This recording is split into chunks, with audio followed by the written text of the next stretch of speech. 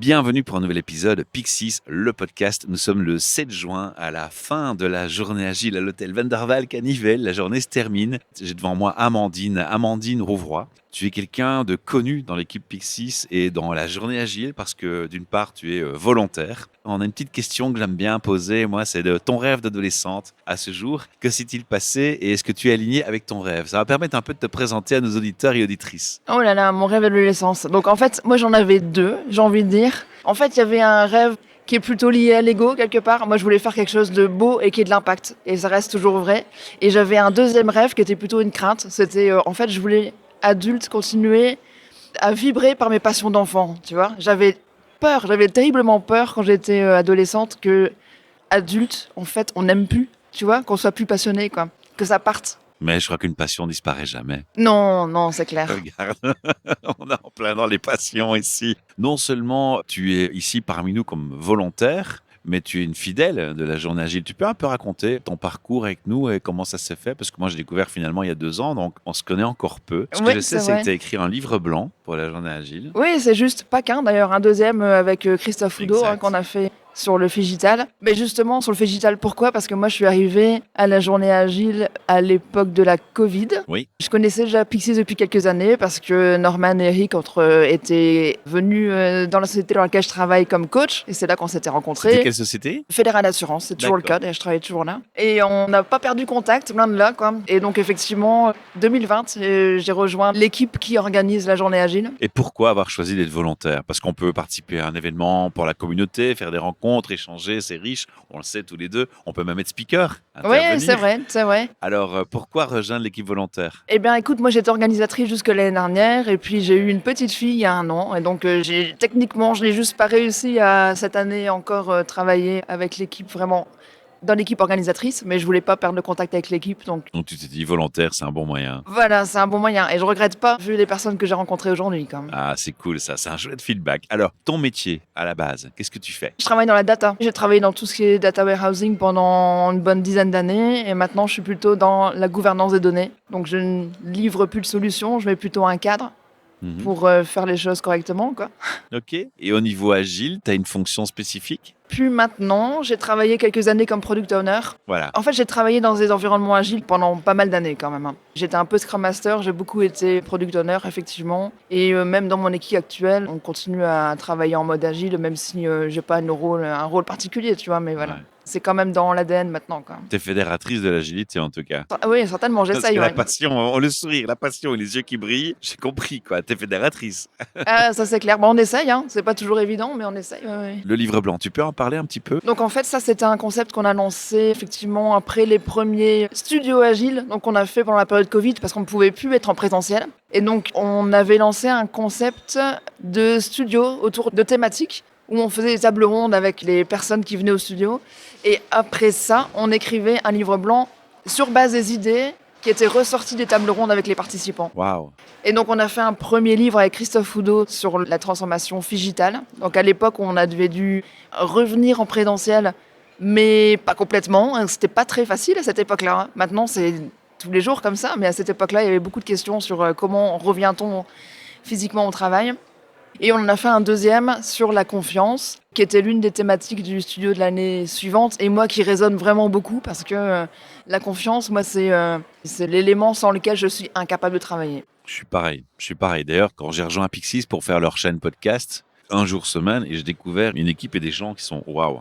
Et dès le début, la confiance, elle était installée. J'ai jamais connu ça dans toute ma carrière. J'ai fait plein d'employeurs.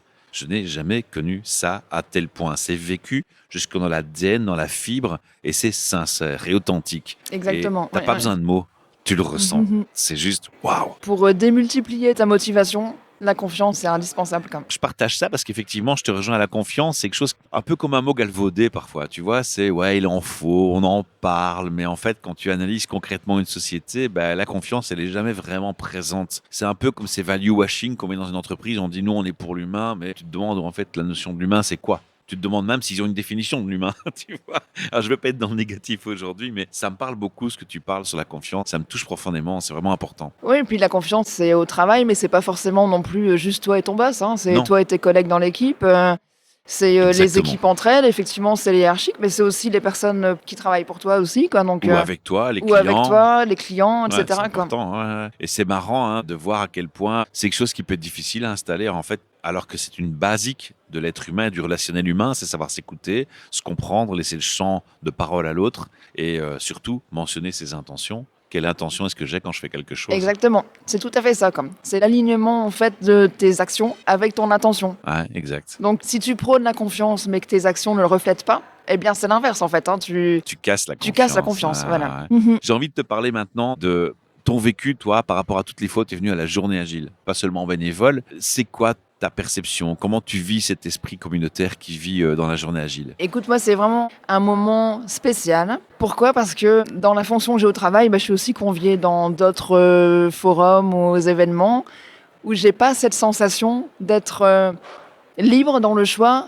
où j'ai pas la sensation plutôt de vraiment apprendre. En fait, t'as beaucoup d'organismes où tu arrives parce qu'on veut te faire rencontrer des vendeurs, quoi. Tu vois? Ouais, d'accord, je vois. Ouais, ouais. Tu ne te sens pas. Tu te sens limite piégé, il y a un message caché derrière, c'est ça? Enfin, c'est ça, il y a une intention derrière On qui est en revient à la fait de faire du confiance. business, quoi. Absolument, quoi. Et l'intention. Tandis que ici, l'intention, justement, l'intention, c'est vraiment le partage de connaissances Ouais, et le développement des pratiques et des valeurs agiles.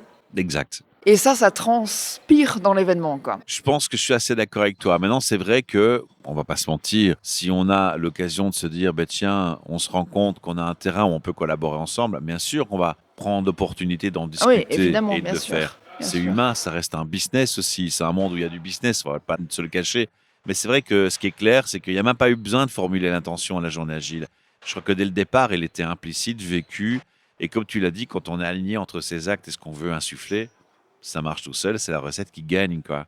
Et au niveau Exact. des intervenants, est-ce que tu as eu l'occasion d'assister à des keynotes Ah aujourd'hui oui, ou complètement. Alors, oui, oui, laquelle t'a absolument. marqué? Dis-moi, Alors, raconte. la seule qui m'a marqué le plus, la session de Frédéric Laloux, bien sûr. Ah ouais, The Week. Ah oui, oui, oui. Parce que là, On n'est pas dans le pur agile, on précise. On est dans une conscience environnementale et une c'est prise de vrai. conscience. Mais c'est aussi un pilier qui a été rajouté, enfin une valeur qui a été rajoutée dans Absolument. la journée agile il y a déjà 2, 3 ans de ça. Et donc il y a vraiment une composante comment soutenabilité environnementale qui se développe vraiment depuis quelques années. Bon voilà, Frédéric Laloux, le fait de pouvoir le voir en vidéoconférence, c'était waouh quoi. Et puis le message qu'il apporte, il est énorme. Enfin, je veux dire, moi j'essaie de développer les pratiques au niveau Sustainable IT dans l'entreprise dans laquelle je travaille. Et en fait, voir vraiment des gens qui développent des moyens pour faire changer les consciences et les actions, et moi, ça me parle vraiment très fort. T'as assisté à toutes les conférences, t'as assisté à quoi? Non, non, non, j'ai pas assisté à toutes les conférences parce qu'il y en avait beaucoup cette année. 4 salles en parallèle, donc voilà quoi. Ce matin, en fait, j'étais surtout sur la partie Lean Management, ce qui me parle vraiment beaucoup aussi, parce que Avec Sylvain Grondal et David Budin. c'est ça, exact, exact, exact, tout à fait. Et sur la session d'avant, dont j'ai perdu le nom, mais qui était fort orientée sur le développement des value streams. Et donc ces deux sujets me parlent beaucoup parce que moi, au niveau DataGov, on essaye beaucoup de... Tu retrouves ça dans ton travail? Oui, c'est ça, Ah, développer tout ce qui est les bonnes pratiques de gestion des processus et de recherche d'élimination des wastes. Donc oui, ça me parlait vraiment, mais plus sur le terrain du travail. Alors que l'après-midi, c'était vraiment sur le terrain des valeurs, tu vois. Donc là, c'était encore autre chose, c'est un quoi. beau mélange. Si on devait revenir là où tu travailles, je te demande pas de juger ton employeur. Je te demande, tiens, si tu devais t'arrêter un instant et te poser la question de où est-ce qu'il est en est le niveau agile, là où je travaille, dans mes concepts à moi, dans mes valeurs, dans ma vision de l'agilité à moi, où est-ce que j'en suis, moi, mes collègues, l'entreprise, dans cette maturité agile? Oui, je crois que c'est le bon mot, c'est une maturité à avoir. Oui, bah écoute, c'est un long chemin et franchement, je dirais que si je compare à il y a peut-être 4 ou 5 ans, quand on a vraiment démarré, on était juste 2 équipes. Maintenant, la pratique, elle est vraiment inscrite dans la méthodologie officielle de l'entreprise. Donc, c'est vraiment en train de mûrir et de se développer à grande échelle. Donc, non, c'est un beau trajet. Je pense vraiment que c'est un beau trajet, quoi. Après, c'est de l'apprentissage. Donc, le changement, c'est long. Ça s'inscrit sur la Ouais, mais durée. c'est C'est souvent ce pas... qu'on dit, c'est le côté soft skill, les comportements à changer, l'humain à changer qui est le plus dur. Est-ce que sur ce plan-là, finalement, tu te rends compte que ouais, bon, vous êtes bien, quoi, ou il y a encore du travail? Oh, il y a encore du travail. C'est Oui, bien permanent, je sûr, crois, j'ai envie de mais dire, c'est non? ça. Oui, oui, tout à fait. Non, non, puis on se retrouve en plus le monde de l'assurance. Tu sais, c'est un monde qui a été assez statique pendant longtemps. Il n'y a pas beaucoup souffert des contraintes extérieures. Et c'est vraiment avec la Covid où il y a eu une grosse remise en question chez nous, mais pas que chez nous d'ailleurs. Je pense dans tout le monde de l'assurance sur les pratiques de travail. Et alors, tu as un gros changement au niveau des clients et au niveau des employés, hein, parce que les besoins de chacun d'entre eux ont Clairement. changé. Il y a même des concepts de mode de travail qui ont complètement changé. Oui, oui, tout à Et la fait. confiance qui était si difficile à attribuer, tout d'un coup, était un peu forcée. On lui a forcé Ah la oui, main. oui, oui, oui. Et ça a joué un rôle. Tout à fait. Mais maintenant, avec les collaborateurs qui sont de manière générale à distance, c'est indispensable. Hein. Ouais, pas Ouais, mal. ouais, tout à fait. J'ai pas envie de clôturer cette interview sans te demander qu'est-ce que tu auras envie de partager avec nos auditeurs et auditrices avant qu'on clôture. Moi, j'aimerais vraiment, je les incite vraiment à regarder le projet de Frédéric Laloux sur The Week. Parce Non, on que. est dans les valeurs encore. Ouais. Oui, oui, parce que franchement, je pense Ça que te touche. ça me touche beaucoup. Et la question d'aujourd'hui, c'est vraiment comment est-ce qu'on crée un point de bascule au niveau de la population, comment on la rend plus consciente de ce qu'elle peut faire. Et donc, je pense qu'il a mis vraiment un bel outil dans les mains des gens, quoi, tu vois. Donc voilà. Un bel outil de conscientisation, en tout cas. Ouais, tout à fait. Qu'est-ce qui motiverait les gens à nous rejoindre l'année prochaine, en 2025? Ah oui, oui, bah déjà, c'est les 15 ans de la journée agile, donc ça va pas être fait en petit. Bravo de le rappeler. On va être à Liège, ça va être un grand, grand événement. Je pense que vu la taille et la qualité des sessions, on arrive dans la même chose pour l'année prochaine. Et puis voilà, c'est une atmosphère quand même vraiment unique, je trouve.